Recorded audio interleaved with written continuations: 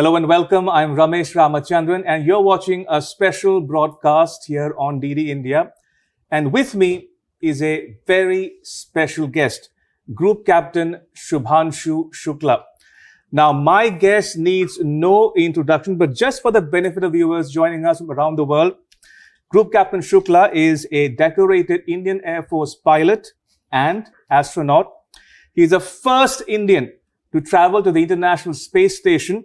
He served as a pilot for the Axiom-4 mission. He is only the second Indian to venture into space. Group Captain Shukla, welcome to DD India. Thank you so much. Now, your journey from Lucknow, a city I grew up in, to the International Space Station is nothing short of inspiring. Was it always your dream to be an astronaut and travel to space? No, actually not. The first Indian who traveled to space was in 1984, Wing Commander Rakesh Sharma. And I was born in 1985. I wasn't even there when that happened. So we grew up reading about him. It was extremely inspiring and actually fascinating to see what he did in space. All the activities and his iconic lines. How does India look from space? Sare jahan se acha. But the thought of becoming an astronaut never really took root in my mind because I think somewhere the rationality played its part. We didn't have a space program at that point of time. The only way for you to be an astronaut would if you travel to some other country, be there, and then you could be an astronaut. So it was never never on your radar. I wanted to be, but I knew that it is probably not a possibility. So it wasn't on the radar, so to say. It was only I grew up and I was eventually at a position when that announcement was made. I think when the announcement was made by our Prime Minister from the Red Fort in 2018, from that time, yes, I did want to be an astronaut immediately because that was a very natural extension for me from what I was doing. Now, for the benefit of young people watching this broadcast, Group Captain, what kind of preparation, mental, physical, emotional or psychological, went into your travel to and from space? So space training is difficult, it is complex and it is challenging as well. And why it is so is because when you travel to space, you are essentially going and living in a place where life should not be. And so you have to prepare for every eventuality, and you have to be able to solve these eventualities or the problems on your own while you are there. And that is what makes the training extremely challenging. So rather than focusing on the specifics of what problem will come and what solution to train for, I think the training revolves around the concept of preparing the individual with the necessary skills, and whatever problem comes, you should be capable enough to solve it when you are there. So I think the training is designed around this, broad concept, and it of course requires a good physical fitness. It requires a lot of resilience. It requires a lot of mental strength because there are challenging times, there are challenging moments, and the training really prepares you for all these eventualities. Right. Now, talk to us a bit, if you will, about your time spent on the space station. What was your daily routine like? So, believe it or not, when you are on the space station, you are following a timetable like But school. Do you lose sense of time? There is no outside sense of time because you are orbiting around the Earth 16 times a day. So, 16 sunrises and 16 sunsets, there is no concept of time there. But what we do follow is the GMT time because you have to have some time for your daily work and, your daily diurnal cycle. GMT is followed and a strict timetable is followed, which activities are defined and every 5 minutes is accounted for of what you're doing, time, because time is precious. You are there to do some work. So every 5 minutes is accounted and your it's not a holiday. Definitely not.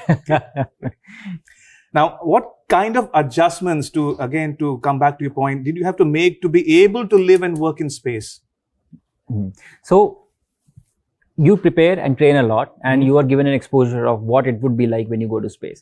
But the challenge is that we have no good way to simulate the exact conditions of what it feels when you get to space. So when you go to space for the first time, even though you know a lot, there are a lot of deltas and a lot of new things that happen to you.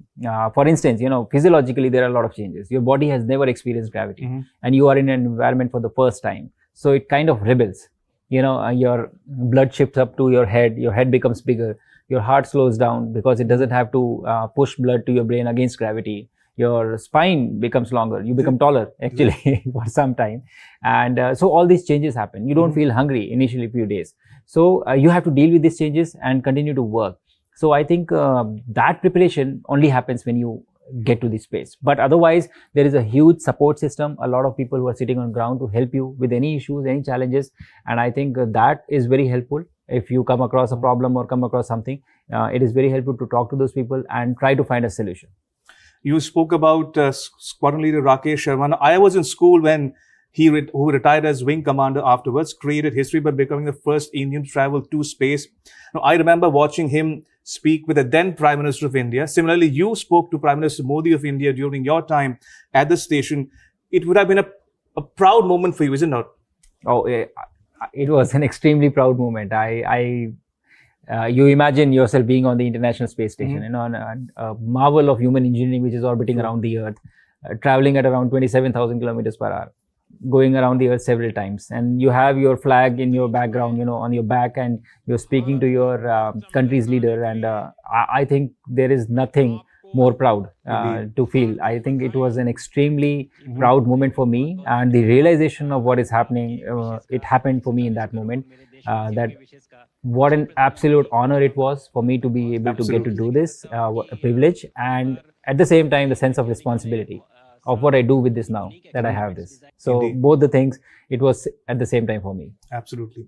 Now, we are told that astronauts find it difficult to walk on Earth after they return to Earth.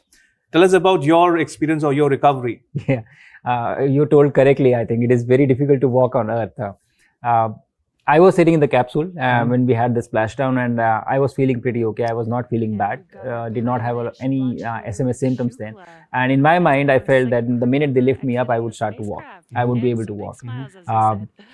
And I was so wrong. I took my first step and I was falling down, and then the second step again, and then the third step again. So I thought about this and discussed with the flight surgeons as well later on. So what happens is two things. First of all, being and living in space is actually effortless. You don't have to put any effort. You're moving fluid. The motion is fluid. And so your body or your mind kind of forgets of how much effort it takes to just stand up or just walk. So rewiring has to happen. And the second thing is, since there is no gravity, there is no load on your stabilizing muscles, the small muscles. You can exercise the big muscles in space station, but not the small muscles, the stabilizing muscles. And they become extremely weak. So they are also not able to support you when you're walking. So it takes some time. For me, it took about 6 to 7 days before I was back to functioning normally in day-to-day activities. Obviously, there are other changes that happen that take longer time, but I would say... But physically, it took about a week for you to get back to, performing 80% of your normal chores, what you do, I would say. And, gradually, because the muscle mass that you lose and your aerobic conditioning that you lose, that takes time to come back. And it also depends on your duration of how long have you been in space. Absolutely. Talking about your time spent on the station, Group Captain Shukla, what kind of experiments did you actually conduct in space? I'm told you had it growing crops in space. Yes, I did. Successfully, I would say.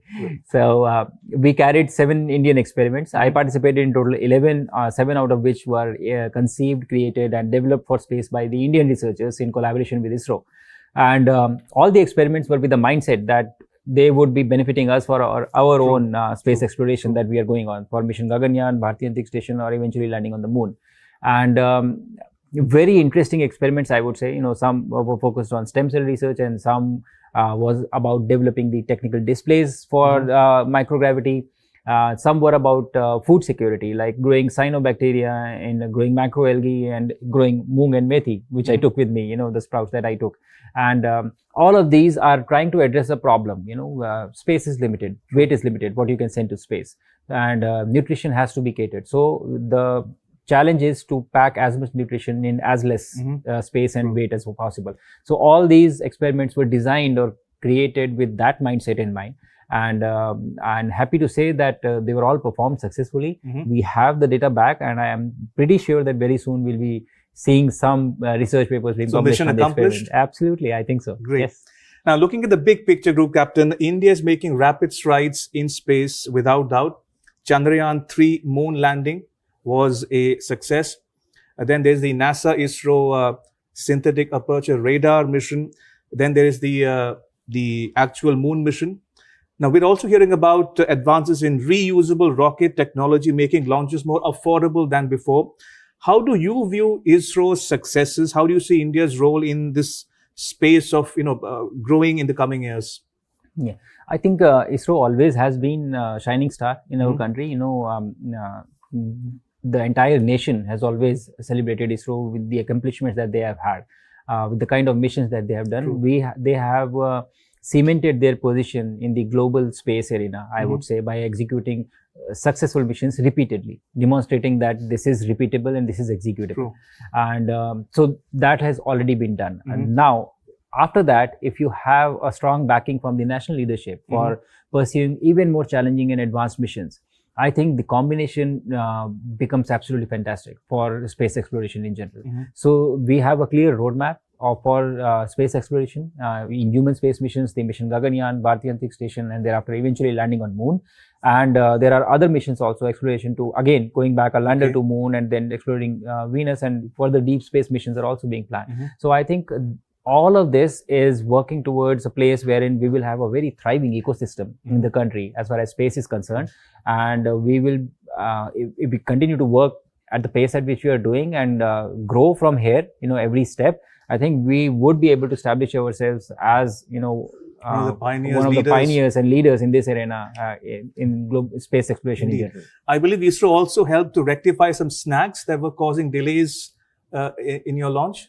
Yeah, so ISRO's team was there during the launch. I think about 20 engineers along with Chairman ISRO were present during the launch with me. And there were some technical issues, which is not uncommon, because it's such a complex machine. It's a system of systems, and every system impacts other systems. So it is possible, that there are some things happen. So there was a technical issue which was experienced with the rocket, and ISRO's team was there. So we had help, the discussions which happened between the teams, with SpaceX team, with Axiom and with NASA and ISRO being there. I think, all of them were able to figure out a good solution to that problem. And this is how this works. Human space missions become more critical because a lot is at stake.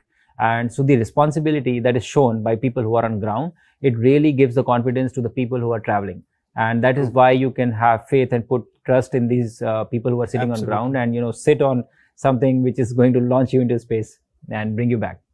Now, for the benefit of the young, the audience watching this broadcast, Group Captain, as a leader in the Indian Air Force, what qualities do you think are most important for innovators, young innovators of that, to develop as they contribute to India's journey towards 2047? I think the approach that is required for somebody to innovate something is to first understand that when you look at a problem, we don't look at a problem as a problem. We look at a problem and immediately our mind should go into gear. Okay, so what's the solution? So solution-oriented mindset has to be developed. And the second thing would be to be curious, be excited about finding out new things, learning about new things, and always be excited about it. And so I think these are the skill sets that are required, the basic ingredients. And I think kids already have it in some way. They are curious. All of you would agree, you would see kids at your home doing all kinds of things. And most of the times we are screaming at them to stop doing something, because it is making a mess or something. But they are extremely creative. They will find a solution. And the world around tries to restrict them into lanes and tells them to think in a particular way. But if you leave it to kids, I think they will find a way. And I would urge them to keep that spirit alive, because that is what will get us the innovations that we are looking for. Absolutely. And what would your advice be to the young students watching this broadcast who are participating in the Viksit Bharat Buildathon to think beyond conventional solutions?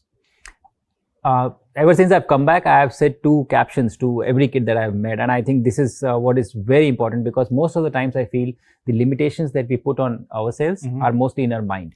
And so I say to you kids, dream big and stay curious. I think this is extremely important for you to go and take us, actually not go, to take us and the nation to the dream that we have of Viksit Bharat 2047. It is going to be extremely important. Break the norms, think outside the box, and there are no limitations. There are no rules. Play by what you want to do, how you want to do. Try to come up with different solutions, and never take anything lightly. Any small joke or any small thing that comes to your mind, which may seem very trivial, may not be trivial. It may be a solution to an exceptionally big problem. So always give importance to what you're working on, and move forward one step at a time. And can you share an experience from your career where quick thinking or innovation made a significant, drastic difference? There have been, I think, when you are progressing in your career, and especially with us, you're flying missions day after day, and there are, technical faults happening in the aircraft. So, and sometimes the pressure is too much, the time pressure is too much. So you do come up with, these local solutions, I would say, to problems which are there. But since I've just come back from space, I'll share an example from space. I had a STEM demonstration wherein I was supposed to create a water bubble, and then an air bubble inside the water bubble, and then a coffee bubble inside the air bubble. Okay. So it was a bubble inside a bubble inside a bubble. Okay. Yes. And when I talked about this to all the astronauts who were there, they were also surprised. They said, we have not seen it. So it was quite challenging.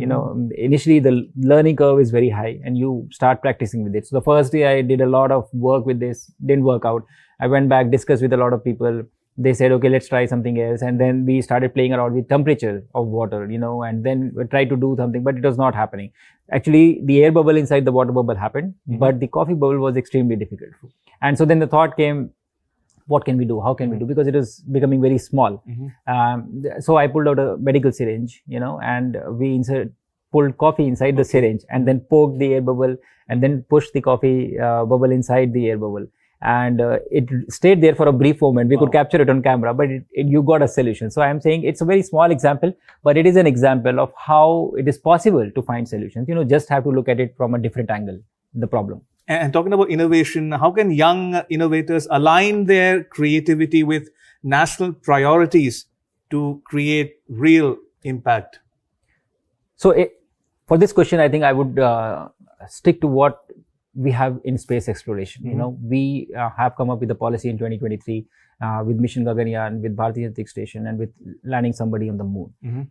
And executing human missions of this scale requires development of so many key technologies, so many solutions to problems that we don't even understand. Not the solutions, I'm talking about we don't even understand the problems accurately.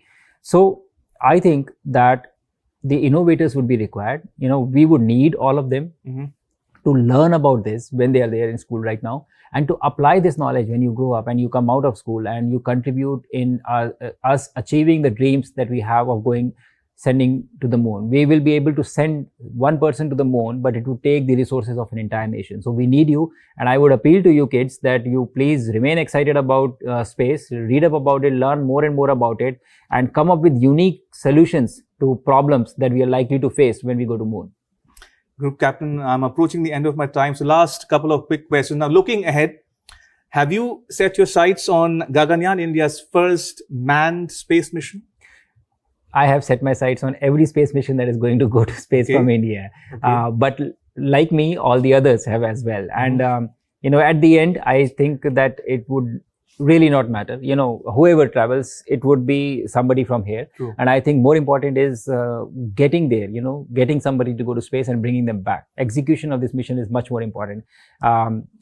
Somebody will get to travel, and that is fine, and it's absolutely okay. But the execution of the mission is what is more important, and we should make it happen. And before we close, Group Captain, you are undoubtedly a hero to kids watching this broadcast. If you could look into the camera and tell them and speak to them about what you would like to tell children watching this broadcast.